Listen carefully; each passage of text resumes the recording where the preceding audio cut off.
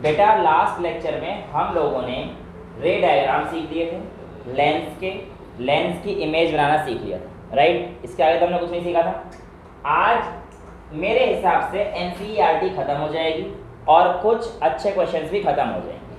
फिर अगली क्लास में एनसीईआरटी के सारे क्वेश्चंस करेंगे और टाइम बचा तो फिर हमारे पास मेरे एडिशनल क्वेश्चन भी करेंगे। आज भी हम लोग कुछ ना कुछ क्वेश्चंस तो करेंगे ही करेंगे, लेकिन उसके अलावा भी एक दो चीज़ें मैं देख लूँगा एक्स्ट्रा, अगर आज कितनी हो पाती हैं, क्या हो पाती हैं, उसके हिसाब से हम लोग आएगा चीज़ देखेंगे, ठीक है। आज का जो टॉपिक है वो हमारे पास क्या रहने वाला है, कैसे कैसे रहने वाला है। बिल्कुल जैसे पिछली बार चले थे मिरर के केस में, वैसे हम लोगों ने लेंस के केस में चलना है, राइट। देखो हम लोगों को पता है कि हमारे पास मैग्निफिकेशन जो होता है वो क्या होता है। तो बेटा अगर मैग्निफिकेशन अगर बोलेगा तो मैग्निफिकेशन हमारे पास होता है कि आपके पास height of image to that of height of object का रेशियो होता है। ये चीज तो हम लोगों ने देख रखा था कि height of image upon height of object का रेशियो हमारे पास मैग्निफिकेशन होता है, linear magnification, exactly. Areal magnification अलग होता है, वो हम लोग कुछ ही बच्चे को बताएंगे क्योंकि टफ हो जाएगा, बेकार में फिर फायदा नहीं। अब देखो यहाँ पर मैग्निफिकेशन हमारे पास मिरर के केस में बेटा -v/u होता था, लेकिन लेंस के लिए मैग्निफिकेशन सिंपली v/u होता है, ठीक है। यहाँ तक किसी बच्चे को कोई प्रॉब्लम है? क्यों माइनस हटे, अब वो पूरा डेरिवेशन है, क्यों फिर पूछ रहे हैं मेरे से बात। डेरिवेशन तो मैं करके नहीं दिखा रहा, ठीक है।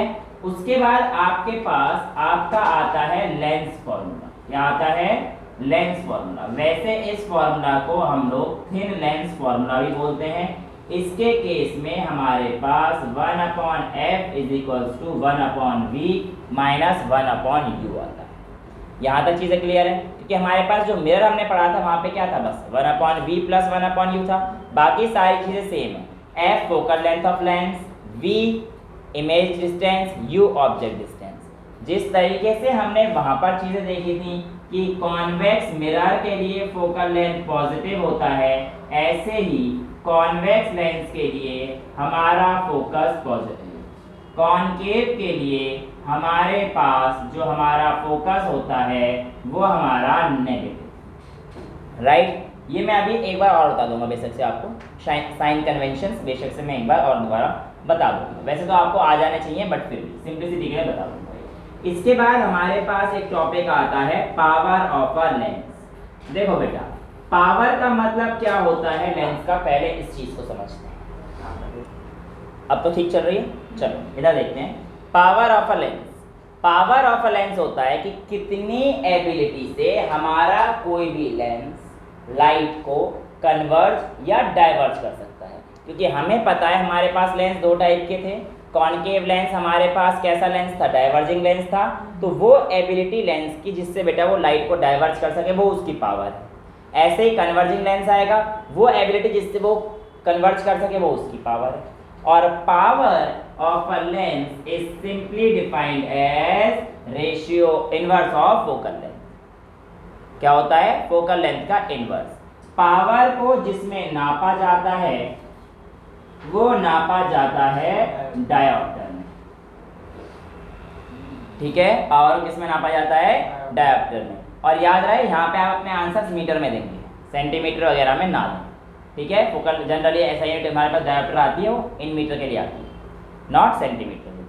नेक्स्ट हमारे पास जो आपको मेरे को बताना है वो ये है कि अगर मैं, ध्यान सुनिएगा, लेंस को कंबाइन कर देता हूँ, क्या करता हूँ? लेंस को कंबाइन करता हूँ, यानी कि कॉम्बिनेशन ऑफ लेंस। अब अगर मैं बेटा 1 2 3 4 5 कितने भी लेंस को कंबाइन करूँ, ठीक है, उससे मुझे दिक्कत नहीं है, लेकिन उसकी जो पावर होगी वो हमारे पास क्या हो जाएगी? जैसे उसकी फोकल लेंथ क्या होगी? 1/f, टोटल फोकल लेंथ क्या होती है? 1/f1 + 1/f2 + 1/f3। जितने नंबर ऑफ लेंस आपके लगे होंगे उस तरीके से ऐड हो जाएगा। और 1/f क्या होता है हमारे पास? पावर। तो किसी भी कॉम्बिनेशन का जब लेंस का आएगा तो उसका पावर आप कैसे देंगे? P = P1 + P2 + P3 Pn, कितना भी हो सकता है, उससे मतलब नहीं है। और दूसरी चीज, इस कॉम्बिनेशन में जब आपका मैग्निफिकेशन की बात आएगी, यानी कि लेट से आपने एक लेंस लगाया, उसका मैग्नीफिकेशन M1 था, दूसरा लगाया उसके कॉम्बिनेशन में उसका M2 था, तीसरा उसके कॉम्बिनेशन में लगाया उसका M3 था। तो जो आपके पास मेरा टोटल मैग्नीफिकेशन आएगी वो कितनी आएगी? अगर आपसे ऐसा पूछा जाएगा तो मैग्नीफिकेशन के केस में हम लोग ऐड नहीं करते, ऐसे M1 plus M2 plus M3 नहीं करते, ये गलत हो जाता है। मैग्नीफिकेशन के केस में क्या होता है कि जो हमारे पास लेंस कॉम्बिनेशन में लगे हैं ना, उसमें क्या होता है कि पहले एक लेंस ने इमेज बना दी उसकी, वो लेट से M टाइम्स थी उसकी मैग्नीफिकेशन, अब दूसरा लेंस लेगा वो उसी इमेज को तो और मैग्नीफाई कर रहा है ना, तो यानी कि अगर वो बड़ी बनाएगा तो भी M टाइम्स मैग्नीफाई करेगा, छोटी करेगा तो भी M टाइम्स। इसलिए हमारे पास यहाँ पर क्या आता है M1 into M2 into M3 dot dot dot M, यानी कि मैग्नीफिकेशन के केस में चीज़ें क्या होती हैं? मल्टीप्लाई होती हैं। लेकिन अगर लेंस कॉम्बिनेशन में आते हैं तो उस केस में पावर क्या होता है हमारे पास? ऐड हो जाते हैं। यहाँ तक चीज़ें कोई दिक्कत नहीं है। अब आप लोगों के पास जो एक छोटा सा टॉपिक रहता है वो है आपके प्रिज्म का। किसका बेटा? प्रिज्म। प्रिज्म क्या होता है, कैसा होता है, तो ये आप लोगों ने शायद देखा भी होगा, और जिन्होंने नहीं देखा है मैं कोशिश करता हूँ अगर सही टाइम पे मिल गया तो दिखा दूंगा भैया। है भी यहाँ पे प्रिज्म, दिख तो रही रहा है, क्या कह रहे? चुप हो जाओ। ये आपके सामने प्रिज्म होता है बेटा, ठीक है। अब ये जो प्रिज्म है इसमें हमारे पास एक ये वाली बाउंड्री है जो रेक्टेंगुलर बाउंड्री आपको दिख रही है, ये ट्रायंगुलर बाउंड्री होती है, और ये वाला जो आपके सामने एंगल आएगा जिस पे मैंने अभी आपके सामने मार्क कर दिया है, ये मेरे पास क्या कहते हैं? इसे हम लोग एंगल ऑफ प्रिज्म। अब ये कितना आता है, क्या आता है, ये तो अभी हम लोग सारा किसमें देखेंगे जब हम लोग बड़ी क्लास में जाएंगे। लेकिन हाँ, कैसे क्या करती है प्रिज्म से लाइट, कैसे रिफ्रैक्ट होती है, ये आपको बता सकता हूँ। क्योंकि देखो ये हमारे पास जो मीडियम है ये कैसा है? प्रॉपर ग्लास है, ये मीडियम तो डेंसर है, और लाइट कहाँ से आ रही है हमारे पास? इसमें रेयर से, यानी कि एयर से आ रही है लाइट। तो इसके अंदर लाइट जाती है तो आपसे कह सकते हैं कि भैया प्रिज्म के अंदर क्या होता है, कैसे होता है। देखो मैंने आपको ग्लास स्लैब, जो रेक्टेंगुलर ग्लास स्लैब था उसके अंदर से आपको करके दिखा दिया था कि लाइट कैसे जाती है, कौन सी लाइट होती है, कौन सी डेविएट करती है, कैसे करती है, ये तो हम लोगों ने सारी चीज़ देख ली थी। अब मैं आप लोगों को वही कहानी किसमें करके दिखाने वाला हूँ? प्रिज्म के अंदर। देखो प्रिज्म का मैं ट्रायंगुलर सरफेस ले रहा हूँ, यानी कि कौन सा सरफेस ले रहा हूँ? ये वाला। इस वाले सरफेस से मैं लाइट ले जा रहा हूँ और इससे लाइट कैसे जाएगी मैं ये आपको दिखा रहा हूँ, ठीक है। तो इसके लिए मैंने यहाँ पर प्रिज्म का ये वाला सरफेस बना। देखो आप समझ तो गए होंगे ना प्रिज्म मेरे पास अभी कि भाई इस तरीके से जाएगा, वैसे तो ऐसे समझे। 3D अगर देखोगे तो ये वाला सरफेस है कि ये इस तरफ, ये इस तरफ और इसके पीछे इस तरफ। तो मैं इसे उड़ा देता हूँ। तो यहाँ पर मेरे पास अभी के लिए सिर्फ और सिर्फ कौन सा सरफेस ले रहा हूँ मैं? आगे वाला ट्रायंगुलर सरफेस जो आपको मैंने दिखाया, राइट। एक्चुअल में क्या होगा कि लाइट मेरे पास यहाँ से आ रही होगी। मैं थोड़ा बड़ा बना देता हूँ इसको ताकि मेरे को भी आसानी हो लिखने में और आपको समझने में। मैंने यहाँ पर आप लोगों के सामने क्या बना दिया है? ये एक प्रिज्म बना दिया है। इस प्रिज्म को मैं ऐसे लाइट मार रहा हूँ। यहाँ पर मेरे पास दो मीडियम का चेंज हो गया, लाइट एयर से ग्लास में जा रही है, तो मैं यहाँ पर नॉर्मल डालूंगा। और आप लोगों को पता है दो मीडियम में जब भी लाइट जाती है तो बेंड होगी और नॉर्मल के हिसाब से बेंड होती है, या तो टुवर्ड्स या अवे। अरे नहीं, नॉर्मल तो नॉर्मल ऐसे थोड़ी रहेगा, सेंटर की तरफ ले जाओ। ट्रायंगल का सेंट्रोइड है, हाँ यहाँ पर होता है, वो भी तो इसी तरफ जाएगा, ठीक है। तो आपका जो नॉर्मल जाएगा वो कुछ इस तरीके से जाएगा, राइट। अब ये बताओ मुझे, यहाँ के केस में जब नॉर्मल जाएगा तो it will bend towards the normal, तो लाइट कुछ इस तरीके से जाएगी टुवर्ड्स द नॉर्मल। फिर मीडियम चेंज हो रहा है, फिर मीडियम चेंज होगा तो हमारे पास नॉर्मल ऐसे डलेगा, तो it will bend away from the normal, तो लाइट ऐसे चली जाएगी, है कि नहीं? समझ आ रहा है? अब देखो अगर हमारे पास नॉर्मल केस होता तो क्या होता? ये लाइट कुछ इस तरीके से जाती है ऐसे, है ना, लेकिन ऐसे तो गई नहीं। और ये जो लाइट आती है कुछ इस तरीके से आती ऐसे, समझ रहे हो? ये वाली लाइट को मैंने पीछे की तरफ प्रोड्यूस किया तो यहाँ पे आ रही है, और ये लाइट जानी ऐसे चाहिए थी, बट क्योंकि यहाँ पे क्या आ गया मेरे पास? प्रिज्म आ गया, डेंसर मीडियम आ गया, तो लाइट ने कुछ ना कुछ अपना लोचा किया है। तो यहाँ पर जो मेरा एंगल बनता है बेटा ये वाला है, समझ में आया कौन सा एंगल की बात कर रहा हूं मैं? एक जो इंसिडेंट लाइट सीधा लेके जाता और दूसरे जो रिफ्रैक्टेड रे है उसको मैंने पीछे करके बनाया। ये वाला जो एंगल है बेटा, इस एंगल को हम लोग बोलते हैं डेल्टा। डेल्टा एंगल का मतलब है हमारे पास एंगल ऑफ डेविएशन। कहने का मतलब क्या है कि आपके पास जो आपका प्रिज्म है उसकी वजह से जो लाइट आ रही थी वो कितने डिग्री से डेविएट हुई, वो हमारे पास किससे निकालेंगे? डेल्टा से। जैसे कि यहाँ नॉर्मल है, ये मेरा कौन सा एंगल बनेगा बेटा? इंसिडेंट एंगल, राइट भाई। नॉर्मल के साथ जो एंगल बनता है वो मेरा इंसिडेंट एंगल बनेगा। अब लाइट कहाँ पे गई है मेरे पास? नॉर्मल से away, towards the normal, sorry. तो ये नॉर्मल के साथ जो एंगल बनेगा, अभी नॉर्मल तो ये है ना, ये तो मेरा प्रोड्यूस किया वाला है, तो नॉर्मल के साथ ये रिफ्लेक्टेड एंगल बनेगा, राइट। अब यहाँ पर का जो नॉर्मल था वो ये वाला था, समझ पा रहे हो? तो जो मेरे पास, ये उड़ा दूं अभी के लिए, यहाँ के लिए इसको हटा देता हूँ, बाद में लिखूंगा। तो लाइट अभी हमारे पास यहाँ पे मेरे क्या डालना है? नॉर्मल डालना पड़ेगा, तो नॉर्मल ऐसे डलेगा, ठीक है। नॉर्मल से जो इंसिडेंट रे आएगी ये इसके लिए क्या हो जाएगा? इंसिडेंट, समझ पा रहे हो? और ये जो हमारे पास है नॉर्मल से ये वाला एंगल, ये हमारे पास क्या हो जाएगा? अगेन एमर्जेंट, ये एंगल ऑफ एमर्जेंस। समझ में आया? यहाँ का कोई दिक्कत नहीं है भाई। ग्लास स्लैब में कहानी क्या हुआ करती थी? ग्लास स्लैब की कहानी कुछ ऐसी थी, ये नॉर्मल था, यहाँ से लाइट आएगी तो इस तरफ जाएगी, है ना। अब ये वाला जो एंगल था इसके लिए इंसिडेंट हो जाता था, है कि नहीं? अब यहाँ पर भी हमारे पास यही कहानी आ रही है, ये वाला जो नॉर्मल है इससे ये एंगल बना रहा है और ये अंदर से ये वाला एंगल बन रहा है। नॉर्मल के साथ वाला एंगल तो देखेंगे बेटा, यहाँ पर देखो दो एंगल बन रहे हैं, एक तो ये वाला बन रहा है और एक ये वाला बन रहा है। लेकिन मेरा इंसिडेंट एंगल कौन सा होगा? जो नॉर्मल के साथ बनाएगा, तो नॉर्मल के साथ ये वाला एंगल बन रहा है। अब ये लाइट टुवर्ड्स द नॉर्मल जाएगी, क्योंकि नॉर्मल मेरा इस तरफ जा रहा है, तो bend towards the normal, right. समझ में आ रहा है? तो टुवर्ड्स द नॉर्मल हो गया, तो ये वाला एंगल नॉर्मल के साथ ये जो एंगल हुआ ये रिफ्रैक्टेड एंगल हो गया, ठीक है। समझ में आ रहा है? फिर मैं यहाँ से भी क्या डालूंगा? एक नॉर्मल डालूंगा, ये नॉर्मल बैंड डाला तो it will bend away from the normal, right. और ये जो अवे फ्रॉम द नॉर्मल आया इसके साथ जो नॉर्मल ने बाहर का एंगल बनाया, क्या हो गया हमारे पास? Angle of emergence. तो ये वाला जो ई है एक हमारे पास क्या हो जाएगा? It is the angle of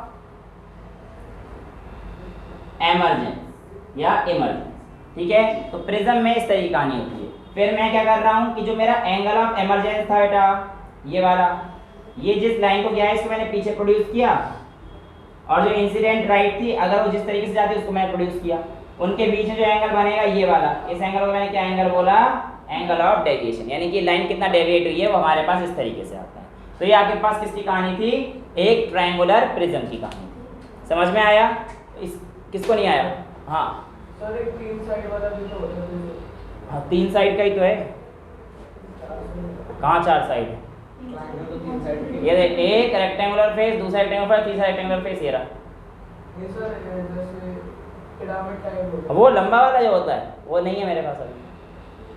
तो उसमें अलग होगा। नहीं नहीं, कॉन्सेप्ट सेम है सब में, कॉन्सेप्ट सब में सेम है। और ये वाला जो एंगल है ये A, angle A is equals to आपका क्या आएगा? एंगल ऑफ प्रिज्म बनता है, ठीक है। समझ में आया? तो इसके बाद हमारे पास एनसीईआरटी तो ऑलमोस्ट खत्म हो गई है, ठीक है। क्वेश्चन आंसर्स वगैरह करना शुरू करते हैं एनसीईआरटी के। आप ये नोट करो, फिर मैं आगे बढ़ता हूँ बेटा। अब हमने थ्योरी पोर्शन ऑलमोस्ट कंप्लीट कर दिया है। अब हमारे पास जो आज का लेक्चर है बचा हुआ मतलब, और जो अगला लेक्चर है ना, हो सकता है उससे भी अगला हो जाए, यानी कि 3 क्लास हो सकती है, कंफर्म नहीं है। आज को मिला के 3 क्लास हो सकती हैं, जिसमें अभी एक में तो एनसीईआरटी के क्वेश्चन भी चलेंगे।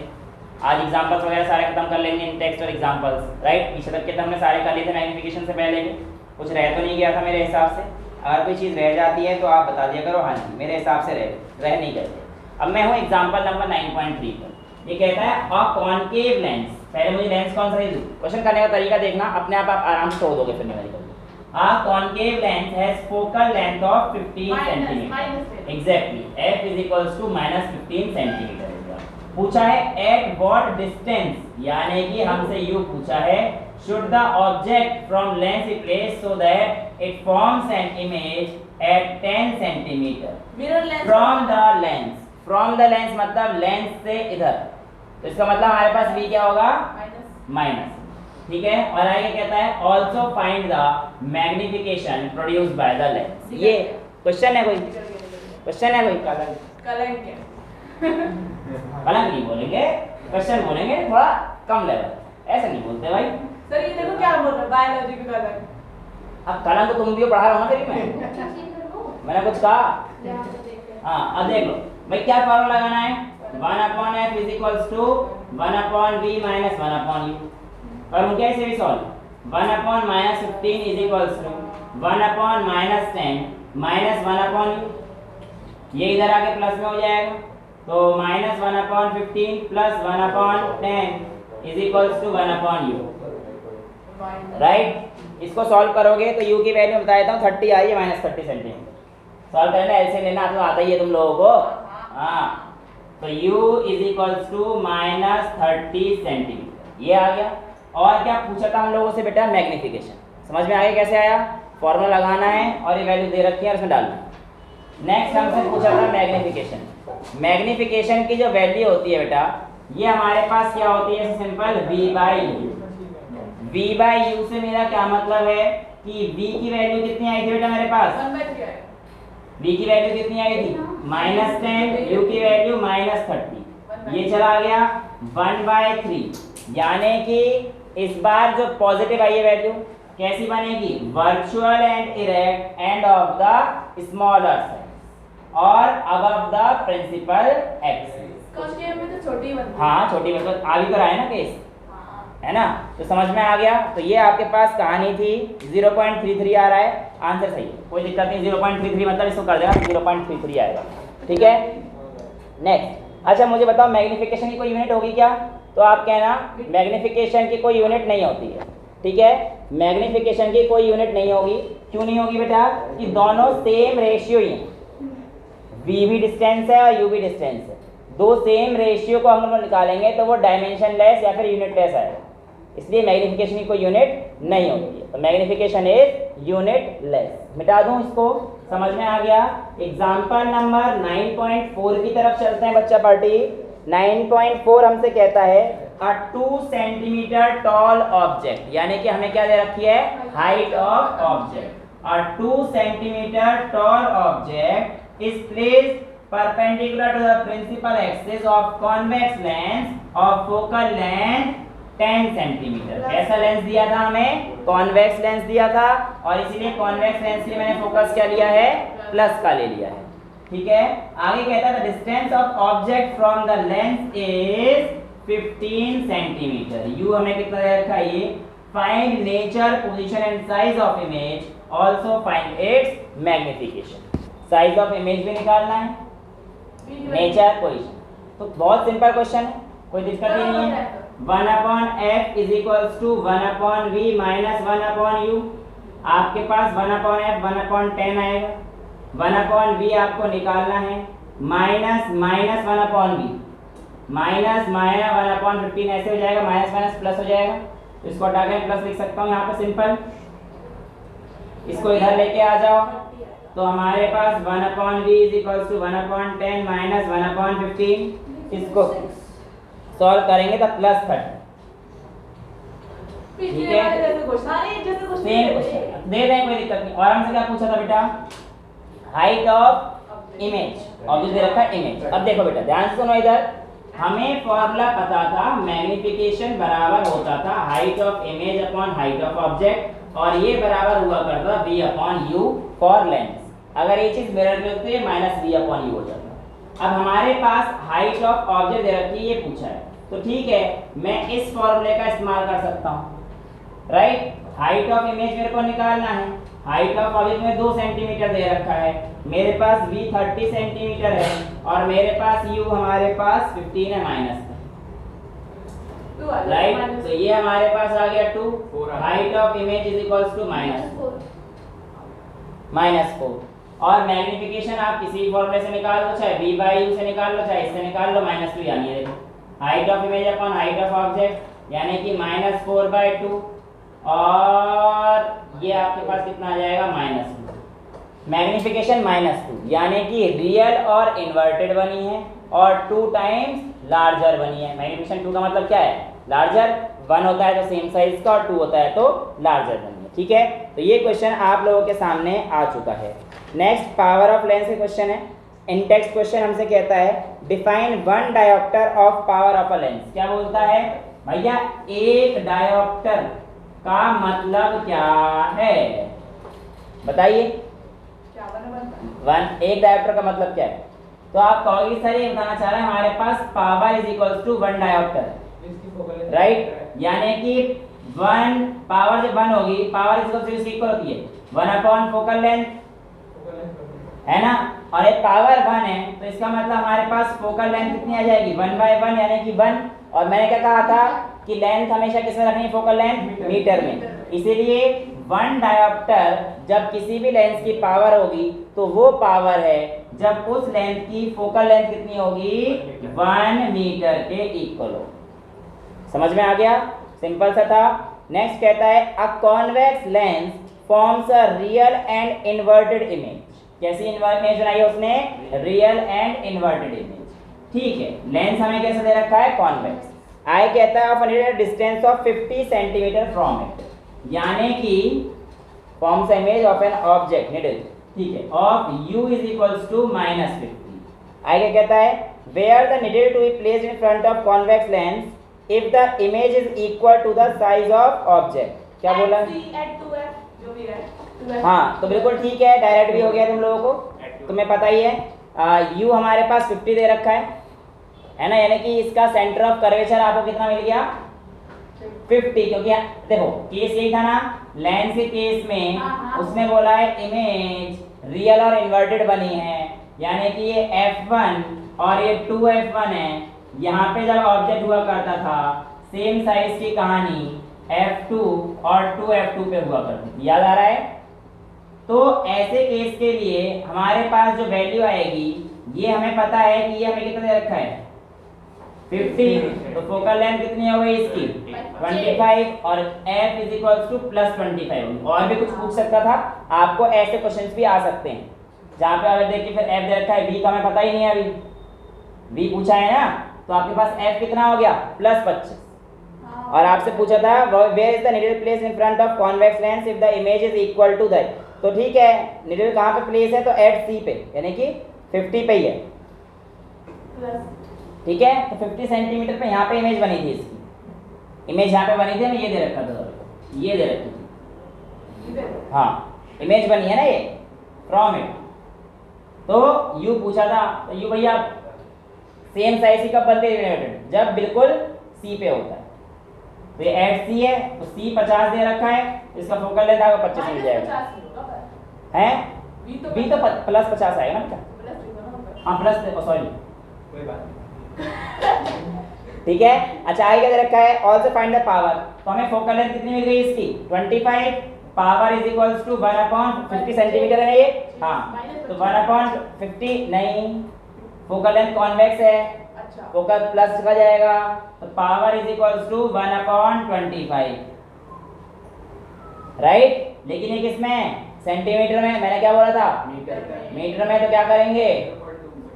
0.25 मीटर हो जाएगा, या फिर ऊपर 100 कर लो, तो power is equals to 4 dioptre.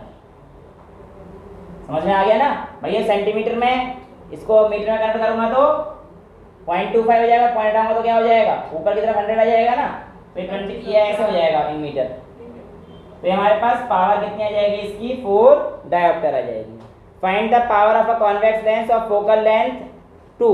तो power is equals to 1/f, 2 metre दे रखा है, हाँ जी सिंपल है। तो power is equals to 1/2 metre दे रखा है, तो कितना आ गया? 2 मीटर। तो ये 0.5 आ गया, पावर कितनी है इसकी? 0.5 डायोप्टर। समझ में आती है कहानी? कोई दिक्कत? यहाँ तो कोई दिक्कत नहीं है, क्लियर है? तो इस तरीके से हमारे पास इंटेस्ट के क्वेश्चन खत्म हो जाते हैं। हमारे पास एक्सरसाइज के क्वेश्चन आ रखे हैं, 17 क्वेश्चन है। 17 क्वेश्चन का मतलब 20-25 मिनट में हो जाएंगे हमारे, और फिर मेरे अगले क्वेश्चन भी हम लोग अगली क्लास में करेंगे। जो मेरे कुछ क्वेश्चन होंगे, है ना। रिफ्रैक्शन वगैरह के क्वेश्चन हम लोगों ने ज़्यादा नहीं करे हैं अभी मेरे लेवल के, ठीक है, तो उन्हें भी करेंगे अपन लोग। और आज के लिए इतना ही रखते हैं। That's all for today. NCERT ख़त्म। Thank you so much.